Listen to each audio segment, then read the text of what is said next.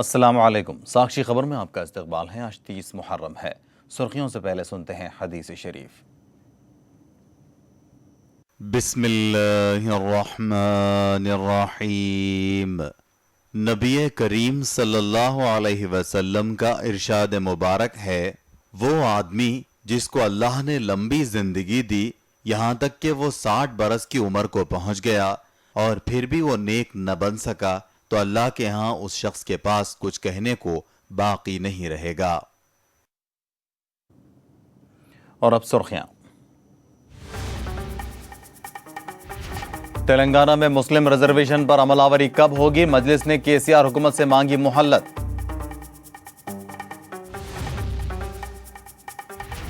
आंध्र प्रदेश की अवाम 6 महीनों में चंद्रबाबू से आजिज आ चुके हैं। ओंगोल में जगन मोहन रेड्डी की तकरीर। बीजेपी ने की मजलिस से साजबाज की तरदीद। दिग्विजय सिंह के बयान पर किशन रेड्डी की तनकीद।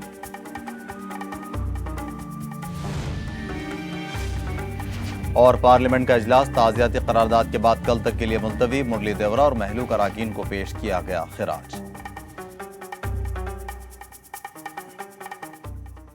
और अब खबरों की तफसील। मजलिस ने आज तेलंगाना असम्बली में वक्फ समेत मुस्लिम मसाइल को मौजू बनाया। मजलिस के फ्लोर लीडर अकबरुद्दीन ओवैसी ने केसीआर हुकूमत से सवाल पूछा कि वो कब अक़लियतों को 12% रिजर्वेशन फराहम करेंगे।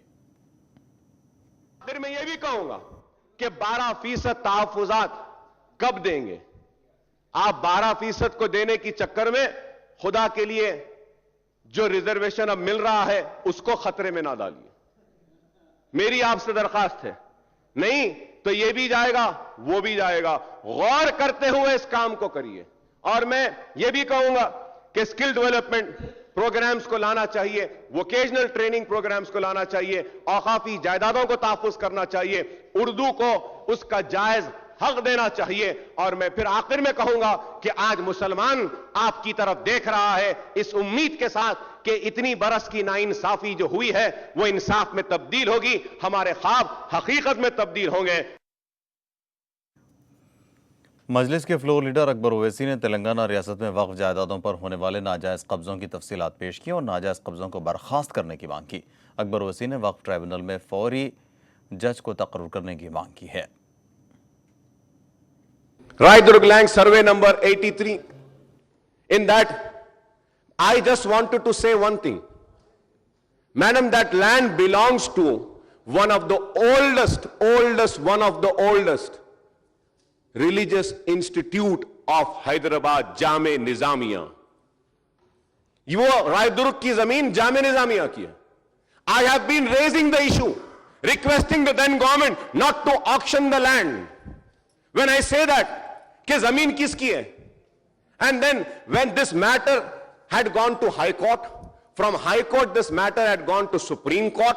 The Supreme Court then said that this matter, there is no dispute. The record shows that this is a Waqf land, and it is not just a Waqf land which is there in Waqf record, madam. It is a registered Waqf deed is there. Kindly stop all the construction. The matter is sub judice. The matter is there in Waqf tribunal. And how's the state of Waqf tribunal, madam? You would be shocked. From past 9 months, Waqf tribunal is not having a judge. Waqf tribunal doesn't have a room. Hearing is not happening. No cases have been heard. अरे अल्लाह के वास्ते वक्फ tribunal के जज का तो appointment कर दीजिए पहले. At least do that.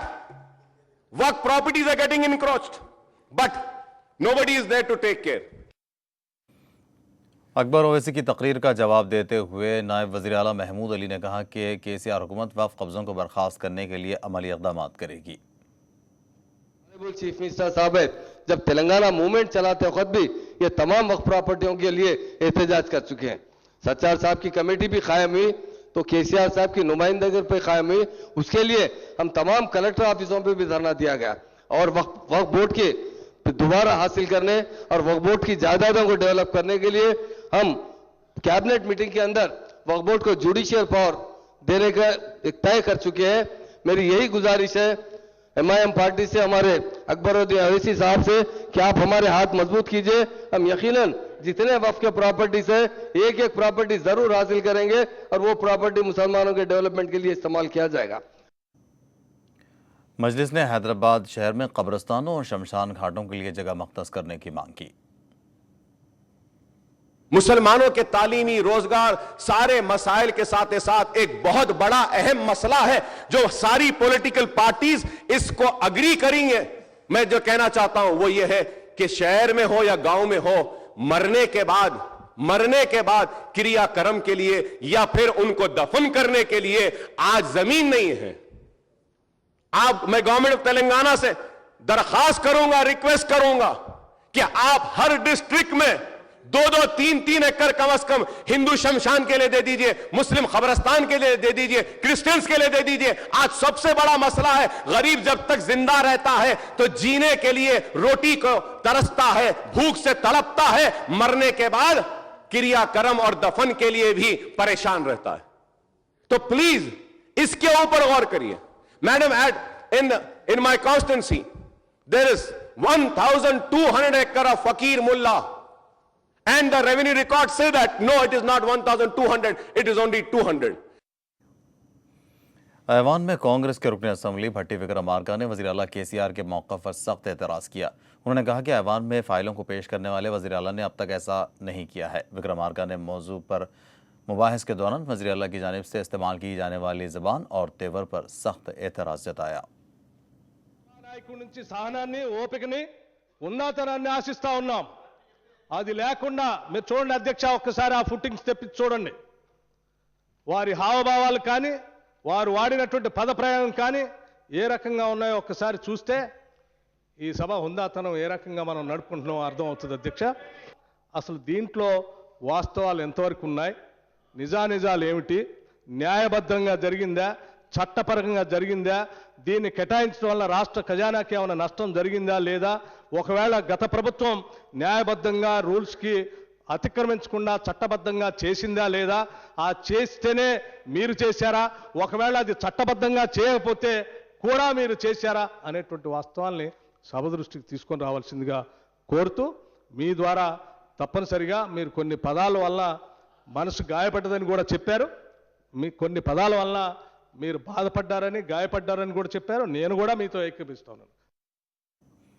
वज़ीर आला केसीआर ने कहा कि विक्रमार्का के एतराज़ को कबूल करते हुए किसी को भी तकलीफ पहुंचने वाली ज़बान से गुरेज करेंगे। केसीआर ने वजाहत की कि पहले नोट फाइल्स ऐवान में पेश करने की उन्होंने बात कही थी, लेकिन किसी एक वज़ीर की जानिब से लिखे नोट फाइल को ऐवान में पेश करना मुनासिब नहीं है। उन्होंने मज़ीद कहा कि अगर अराकीन ऐवान में पेश करने का मुतालबा करते हैं तो वह पेश करने के लिए तैयार हैं। केसीआर ने वजाहत की कि उन्होंने किसी भी पार्टी के किसी भी रुकन की तौहीन नहीं की। టేబుల్ మీద నేను పెడతా అని చెప్పిన అధ్యక్ష, బాధాకరం ఏంటంటే అధ్యక్ష, ఆపుతవే ఉన్నాం, జరుగుతూ ఉంది వ్యవహారం, నేను ఆఫర్ చేసిన తమరు ఆదేశిస్తే నేను టేబుల్ మీద పెడతా అని చెప్పి, ఫైనల్గా ఈరోజు ఇప్పుడు తమరు ఆదేశిస్తే ఫైల్ పెట్టేస్తాం అధ్యక్ష, ఒక క్షణంలో పెట్టేస్తాం, ఆల్రెడీ కమిటెడ్। కానీ దీన్ని కూడా నేను కొన్ని పేపర్లలో చూసిన అధ్యక్ష, పెడతామన్నారు, ఏది పెడతారా అధ్యక్ష, అట్లా పెడతారా? ఒక బాధ్యత గల ప్రభుత్వం ఒక నోట్ ఫైల్ను జనరల్గా అటువంటి సాహసం ఏ ప్రభుత్వం చేయదు అధ్యక్ష, ఏదైనా పాపమో తప్పో చేసినట్టు చేయరు। ఇప్పుడు కూడా ఫైనల్ నేను మనవి చేస్తా ఉన్నా అధ్యక్ష, తమరు ఆదేశిస్తే 5 నిమిషాల లోపల ఫైల్ తెప్పించి తమ టేబుల్ మీద పెడతాం, ఎవరైనా పరిశీలించుకోవచ్చు, బ్రహ్మాండంగా ఏ సభ్యుడైనా చూసుకోవచ్చు, తమ కస్టడీలో ఉండదు కాబట్టి ఇబ్బంది లేదు। నేను తప్పులు చేసినా అని చెప్పలేదు భట్టి విక్రమార్క గారు, ఒక మంచి సలహా మీరు చెప్పినారు, సభానాయకునిగా మీరు కొంత సంయమనం పాటిస్తే మంచిదని చెప్పినారు, తప్పకుండా అది మంచి సూచన, అది నాకే మంచిది, నా భవిష్యత్తుకే మంచిది కాబట్టి దాన్ని తప్పకుండా మంచి చెప్తే, నిర్మాణాత్మకంగా చెప్తే ఇప్పుడు నేను అడ్డం రాలేదు అధ్యక్ష విక్రమార్క గారికి, వారు ముగించే వరకు నేను అడ్డం రాలే। స్వీపింగ్ రిమార్క్స్లో కొన్ని మీరు పదాలు తప్పు వాడినని చెప్పినారు, ఒకవేళ ఉంటే కూడా నేను సవరించుకోవడానికి సిద్ధంగా ఉంటాను అధ్యక్ష, ఆ సంయమనం ఆ ఓపిక మాకు ఉంది అధ్యక్ష। బాధపడి గాయపడే మనసుతో నేను మాట్లాడిన తప్ప ఆ రోజు వేరే కాదు, మీకు కూడా తెలియదు కాదు, మీరు మీడియా చూస్తూనే ఉన్నారు, చదువుతూనే ఉన్నారు, అని ఏం తప్పు లేదు, లేని దాన్ని ఉన్నట్టు చిత్రీకరించి బట్టగాల్చి మీదేసి ఒక వ్యక్తిగతంగా బదనాం చేయాలన్న ప్రయత్నం చేస్తే మంచిది కాదని నేను చెప్పింది తప్ప నాకు దురుద్దేశం లేదు అధ్యక్ష। रियासत के तमाम सरकारी मुलाजिमतों पर भर्ती करते हुए रोज़गारों के लिए मुलाजिमत के मौक़े फराहम किए जाएंगे। वज़ीर आला केसीआर ने ऐवान में एक सवाल के जवाब में ये बात कही। उन्होंने बताया कि 1 लाख से ज़ायद जायदादें खाली हैं, लेकिन उन्होंने ये भी कहा कि शीला बीडे कमेटी और कमलनाथन कमेटी का काम मुकम्मल हो जाने तक मुलाजिमतों से मुतालिक मौक़िफ़ वाज़ेह नहीं हो पाएगा। उसके बाद ही भर्ती का अमल शुरू करने की उन्होंने बात कही।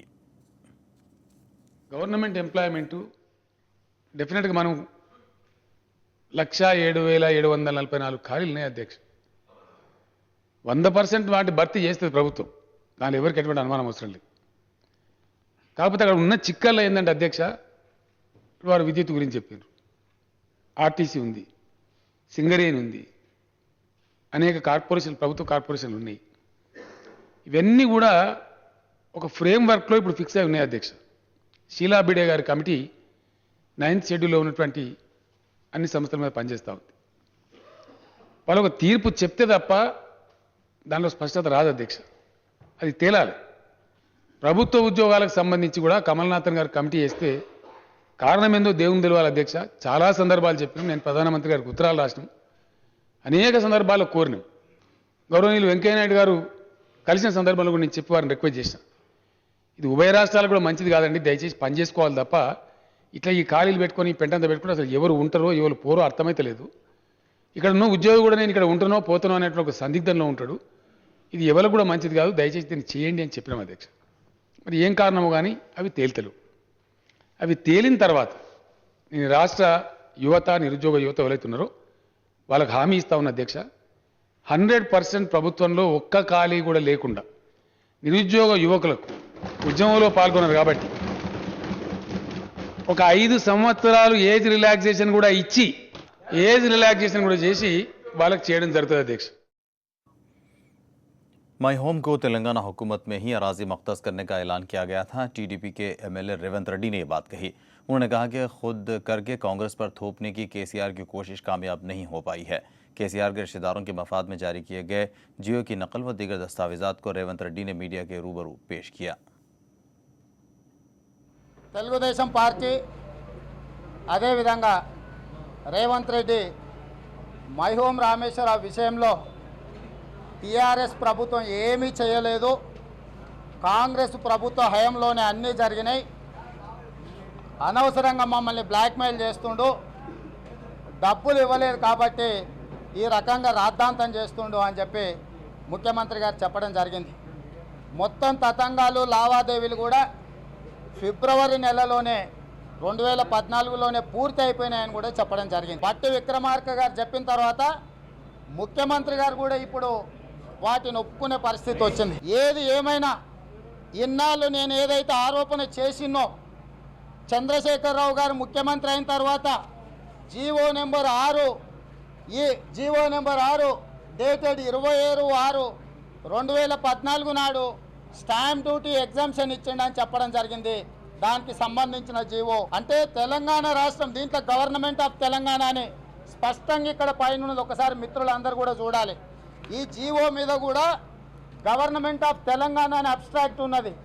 అంటే తెలంగాణ రాష్ట్రం వచ్చిన తర్వాత ఇచ్చిన జీవోలకు మాత్రమే గవర్నమెంట్ ఆఫ్ తెలంగాణ అని ఉంటుంది ఇక్కడైనా. అదేవిధంగా ఆగస్టు 1 నాడు డీడ్ ఆఫ్ ఎక్స్చేంజ్ 2014 ఆగస్టు 1 నాడు ఈ సేల్ డీడ్ను చేయడం జరిగింది. అంటే ఈ వివరాలన్నీ కూడా ఈ మొత్తం భూభాగవతం అంతా చంద్రశేఖరరావు గారు లక్కీ నెంబర్ 6 నెంబర్ ఏదైతే ఉందో జీవో కూడా ఆయన లక్కీ నెంబరే పెట్టిండు. అంటే తన బంధువుకు కట్టబెట్టడానికి నెంబర్ కూడా లక్కీ నెంబర్ ఉందా లేదా అని చూసుకొని వాస్తు నెంబర్ న్యూమరాలజీ అన్నీ చేసుకొని ఈరోజు ఆదేశాలు ఇవ్వడం జరిగింది, సేల్ డీడ్లు చేయడం జరిగింది. कांग्रेस के जनरल सेक्रेटरी दिग्विजय सिंह ने मजलिस पर बीजेपी पर खुफिया साजबाज का इल्जाम लगाया। दिग्विजय सिंह के इस इल्जाम पर बीजेपी तेलंगाना के सदर किशन रेड्डी ने अपना रद्द-ए-अमल दिया। किशन रेड्डी ने कहा कि महज कांग्रेस की तायद की वजह से हैदराबाद के मेयर के ओहदे के कब्जे में है। उन्होंने मजलिस और बीजेपी में खुफिया साजबाज की तरदीद की है। హైదరాబాద్ నగరంలో జిహెచ్ఎంసీలో మేయర్ కుర్చీలో మజ్లిస్ పార్టీ ఏ రకంగా కూర్చున్నది, ఈ రోజు వరకు కూడా ఎవరు మద్దతుతో ఉన్నదో దిగ్విజయ్ సింగ్ చెప్పాలి. దిగ్విజయ్ సింగ్ చీము నెత్తురు ఉంటే ఎందుకు మజ్లిస్ పార్టీకి మద్దతు ఉపసంహరించుకోలేదు, మేయర్ గద్దె నుంచి మజ్లిస్ పార్టీని ఎందుకు తొలగించలేదో హైదరాబాద్ ప్రజలకు మజ్లిస్ పార్టీ ఎందుకు ఈరోజు మరి ఇంత అన్యాయం చేస్తూ ఉన్నా, ఇంత దుర్మార్గం చేస్తూ ఉన్నా, జిహెచ్ఎంసీలో ఇంత అవినీతికి పాల్పడతా ఉన్నా ఎందుకు తొలగించలేదో మజ్లిస్ పార్టీని ఎందుకు ఈరోజు మేయర్ పదవి నుంచి గద్దె దించలేదో దిగ్విజయ్ సింగ్ చెప్పాల్సినటువంటి అవసరం ఉంది. अवाम चंद्रबाबू नायडू हुकूमत से महज 6 महीनों में आजिज आ चुके हैं और हुकूमत मुखालिफ लहर बहुत जल्द शुरू हो चुकी है। ये बात वाईएसआर कांग्रेस पार्टी के सदर जगनमोहन रेड्डी ने ओंगोल में पार्टी के जायजा इजलास से खिताब के दौरान कही। जगनमोहन रेड्डी ने बताया कि पिछले आम इंतखाबात में तेलुगु देशम और वाईएसआर कांग्रेस पार्टी में महज 5 लाख वोटों का फ़र्क रहा। जगन ने तेलुगु देशम सदर पर इंतखाबात में किए गए वादों से इनहराफ करने का इल्ज़ाम लगाया। जगन ने पार्टी कायदीन और कारकुनों को पार्टी को मज़ीद मुस्तहकम करने की हिदायत दी। 6 నెలలు కూడా సరిగ్గా తిరక్క మునిపే చంద్రబాబు నాయుడు గారు మాకు వద్దు బాబు అని చెప్పి అంటూ ఉన్న మాటలు వినపడతా ఉన్నాయి. ఆ ప్రజల తరపున పోరాటం చేసేందుకు గట్టిగా చంద్రబాబు నాయుడు గారిని నిలదీయడం కోసం మనం కూడా సమాయత్తులం కావాల్సిన పరిస్థితి వచ్చింది. మొన్న జరిగిన ఆ ఎన్నికల్లో చంద్రబాబు నాయుడు గారి కూటమికి మనకి మధ్య ఓట్ల తేడా ఎంత అని చెప్పి ఒక్కసారి గమనించినట్లయితే చంద్రబాబు నాయుడు గారి కూటమికి 1,35,00,000 ఓట్లు వస్తే మనకు ఆ ఎన్నికల్లో 1,30,00,000 మంది ప్రజలు మనల్ని ఆశీర్వదించినట్టుగా తెలుస్తుంది. మనకి చంద్రబాబు నాయుడు గారి కూటమికి మధ్య తేడా రాష్ట్ర వ్యాప్తంగా కేవలం 5 లక్షల ఓట్లు మాత్రమే మనకి ఆ చంద్రబాబు నాయుడు గారి కూటమికి మధ్య ఉన్న తేడా. నిజంగా ఈ 5 లక్షల ఓట్లు అన్నది నిజంగా పెద్ద తేడా కానే కాదు రాష్ట్ర వ్యాప్తంగా చూసినట్లయితే. ఎందుకు రాష్ట్ర వ్యాప్తంగా చూసినప్పుడు ఇది ఎందుకు అంత పెద్ద తేడా కాదు అన్న సంగతి ఎందుకు చెప్పాలి అని అంటే దానికి కారణం మొన్న మీ అందరికీ కూడా గుర్తుండే ఉంటుంది. ఈ ఎన్నికల కన్నా ముందు కాస్త కొద్ది రోజుల కిందట కడప ఉప ఎన్నికలు జరిగాయి. ఆ కడప ఉప ఎన్నికల్లో ఆ బై ఎలక్షన్స్లో పార్లమెంట్ అభ్యర్థిగా నేను నిలబడితే ఆ ఒక్క కడప పార్లమెంటులోనే మనకొచ్చిన మెజారిటీ 5,45,000 ఓట్లు. ఒక్క కడప పార్లమెంటులో ఉప ఎన్నికల్లోనే మనకొచ్చిన మెజారిటీని 5,45,000 మెజారిటీ అంటే రాష్ట్ర వ్యాప్తంగా 5 లక్షల ఓట్లు అన్నది అందుకనే నిజంగా పెద్ద తేడా కానే కాదు అన్న సంగతి మళ్ళీ గుర్తు చేస్తా ఉన్నా. ఆ రోజు చంద్రబాబు నాయుడు గారు ముఖ్యమంత్రి కావడం కోసం తాను ఏమేమి మాటలు మాట్లాడాడు, తాను ఎన్నెన్ని అబద్ధాలు చెప్పాడు, తాను ఎన్నెన్ని మోసాలు చేశాడు అన్న సంగతి నేను వేరే చెప్పనవసరం లేదు. మీ అందరికీ కూడా తెలిసిన విషయాలే అవి. మనం కూడా ఇదే చంద్రబాబు నాయుడు గారి మాదిరిగానే ఆ రోజు చంద్రబాబు నాయుడు గారు చెప్పినట్టుగానే మనం కూడా మన నోట్లో నుంచి కూడా అదే అబద్ధాలు చెప్పి ఉంటే బహుశా ఆ 5 లక్షల ఓట్లో లేదా అంతకన్నా ఇంకా ఎక్కువ ఓట్లో మన వైపు ఇటువైపు పడి ఉండేది. మనం కూడా చంద్రబాబు నాయుడు గారి మాదిరిగా అబద్ధాలు చెప్పలేకపోయాం. దానికి ఇవాళ బాధపడడం లేదు నేను. आंध्र प्रदेश हुकूमत पर एपी कांग्रेस कमेटी के सदर रघुवीरा रेड्डी ने शदीद बरहमी का इजहार किया। उन्होंने इल्ज़ाम लगाया कि हुदूद तूफान मुतासरीन की इमदाद को तेलुगु देशम पार्टी के कारकुन दबा कर बैठे हैं। रघुवीरा ने कहा कि असल तूफान मुतासरीन तक 1 रुपए की भी इमदाद पहुँच नहीं पाई है। पार्टी प्रोग्राम में शिरकत करने के लिए विशाखा पहुंचे रघुवीरा ने इल्ज़ाम लगाया कि ग्रेटर विशाखा के इंतखाबात के मद्देनजर चंद्रबाबू करोड़ों रुपए तेलुगु देशम के हवारियों में तकसीम कर रहे हैं। గ్రామీణ ప్రాంతాల్లో కార్డులు ఉన్న వాళ్ళకే 10 కిలోలు ఇచ్చినారు. పింక్ కార్డు ఉన్న వాళ్ళకి ఇవ్వలేదు. కార్డు లేని వాళ్ళకి అస్సలు లేదు. తెల్ల కార్డు ఉన్న వాళ్లకు, పింక్ కార్డు వాళ్లకు, కార్డులు లేని 2 లక్షల మందికి ఇచ్చినామంటున్నారు. ఇవ్వలేదు, చేరలేదు. వాళ్ళు 25 కిలోలు కానీ మరొకటి కానీ ఏమైతే అంటున్నారో చేరలేదు. 20 కోట్ల రూపాయలు కూడా స్ట్రైట్గా తెలుగుదేశం పార్టీ కార్యకర్తలకు రేపు ఎలక్షన్ వస్తూ ఉంది కాబట్టి, రేపు కార్పొరేషన్ ఎలక్షన్ వస్తూ ఉంది కాబట్టి అడ్డగోలుగా ఆ తెలుగుదేశం పార్టీ ఆ వార్డుల్లో ఉండేటువంటి కార్యకర్తలకు దోచిపెట్టారు. आंध्र प्रदेश में जूनियर डॉक्टरों की हड़ताल तीसरे रोज में दाखिल हो गई है। आंध्र प्रदेश के मुख्तलिफ अजला में जूनियर डॉक्टर अपने मुतालिबात को लेकर एहतजाज कर रहे हैं। विजयवाड़ा में सिद्धार्थ मेडिकल कॉलेज के तलबा ने ड्यूटी का बायकाट करते हुए हड़ताल में हिस्सा लिया। जूनियर डॉक्टर्स अपने बाजुओं पर सियाह पट्टियां बांधे हुए थे और एहतजाज कर रहे थे।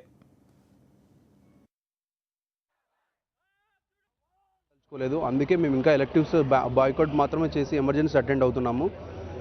ఇప్పటికైనా వాళ్ళు ఈ ప్రాబ్లంని గురించి డిస్కస్ చేసి మాతో చర్చలకు పిలిపించి ప్రజలకి కూడా మాకు కూడా న్యాయం చేయాలని మేము అడుగుతున్నాము। ఇప్పటికీ కూడా మా సమస్యలు పరిష్కరించదగినవి అయినప్పుడు ఎందుకు ఆ దిశగా చర్యలు చేపట్టడం లేదు? సుమారు 2 నెలలుగా మేము అడుగుతున్నాం। సుమారు 3 సంవత్సరాలుగా కూడా దీని మీదే చర్చలు జరుగుతున్నాయి, దీని మీద అలుపెరగని పోరాటం చేస్తున్నాం। అయినా కానీ మా సమస్యలు పరిష్కరించే దిశగా ఎలాంటి చర్యలు తీసుకోవడం లేదు। అంటే మా సహనాన్ని కేవలం అసమర్థతగా భావిస్తున్నారు। మేము మాత్రం ఇంతకాలము విధులు బహిష్కరించకుండా కేవలం మా నిరసన వ్యక్తం చేస్తూ మాత్రమే మేము మా ఏవైతే ప్రాబ్లమ్స్ ఉన్నాయో అవన్నీ విన్నవించుకున్నాం। उधर करनूल में भी जूनियर डॉक्टरों ने हड़ताल की। हड़ताली जूनियर डॉक्टरों ने करनूल गवर्नमेंट अस्पताल के पास सलामती एहतजाज दर्ज कराया। जूनियर डॉक्टर जीओ नंबर 107 को रद्द करने की मांग कर रहे हैं। मुलाजिमतों को मुस्तकिल करना भी जूनियर डॉक्टरों के मुतालिबात में शामिल है। जूनियर डॉक्टरों ने हुकूमत की बेहिसी पर तनकीद की है। ఎన్నిసార్లు చర్చలు జరిపినా సమస్య పరిష్కారం కోసం ఎటువంటి సమస్యల పరిష్కారం కోసం అది లీడ్ చేయని చర్చల కోసం మేము ఎందుకు అటెండ్ కావాలి? దానికోసం మేము విజయని పరిస్థితుల్లో ఇప్పుడు స్ట్రైక్ వెళ్తున్నాం। ఆల్రెడీ ఇప్పటికి 48 గంటలు కూడా గడిచిపోయింది। 48 గంటలు గడిచిపోయిన తర్వాత కూడా ప్రభుత్వం నుంచి ఎటువంటి సానుకూల స్పందన లేదు। ఇదే కనుక కంటిన్యూ అయితే ఇప్పుడు ఆల్రెడీ 48 గంటలు గడిచిపోయింది కాబట్టి ఏ క్షణంలోనైనా అత్యవసర సేవలు బహిష్కరించడానికి మేము సిద్ధంగా ఉన్నాం। कांग्रेस के सीनियर कायद और साबिक मरकजी वजीर मुरली देवरा का पीर की सुबह इंतकाल हो गया। वो 77 बरस के थे। मुरली देवरा कुछ अरसे से बीमार थे। देवरा के पसमानदगान में बेवा के अलावा 2 बेटे हैं। मुरली देवरा साबिक मरकजी वजीर, साबिक MP के अलावा मुंबई के मेयर भी रह चुके थे। वो मुंबई कांग्रेस यूनिट के 10 सालों तक सदर थे। मुरली देवरा के इंतकाल पर तमाम सियासी जमातों के कायदीन ने उन्हें खिराज पेश किया। पार्लियामेंट की कार्रवाई आज साबिक वजीर मुरली देवरा और 3 अरकान पार्लिमान को खराज पेश करने के बाद मुलतवी कर दी गई। लोकसभा में 5 साबिक अरकान को भी खराज पेश किया गया, जिनका हाल ही में इंतकाल हुआ। लोकसभा में हुदूद तूफान महलूकीन, जम्मू कश्मीर सैलाब महलूकीन और पटना भगदड़ साने पर भी इजहार ताज़ियत किया गया। वज़ीर आज़म नरेंद्र मोदी ने लोकसभा में नए वज़रा का तारुफ कराया और वज़ीर आज़म ने भी साबिक वजीर मुरली देवरा को खराज पेश किया।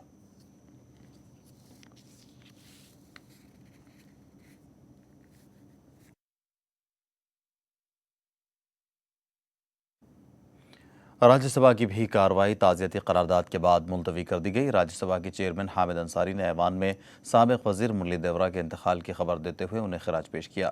हामिद अंसारी ने कहा, मुल्क सीनियर पार्लियामेंटेरियन से महरूम हो गया और वो काबिल अहल मुंतजिम और मुमताज़ समाजी कारकुन की खिदमत से भी महरूम हो गया।